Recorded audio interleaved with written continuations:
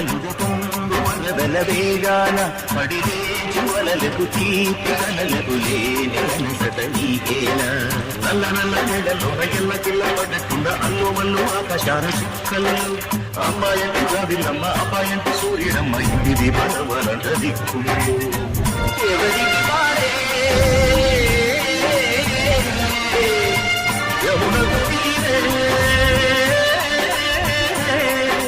రేవు నీరు నావదంట నావతోడు రేవుదంట పంచుకుంటే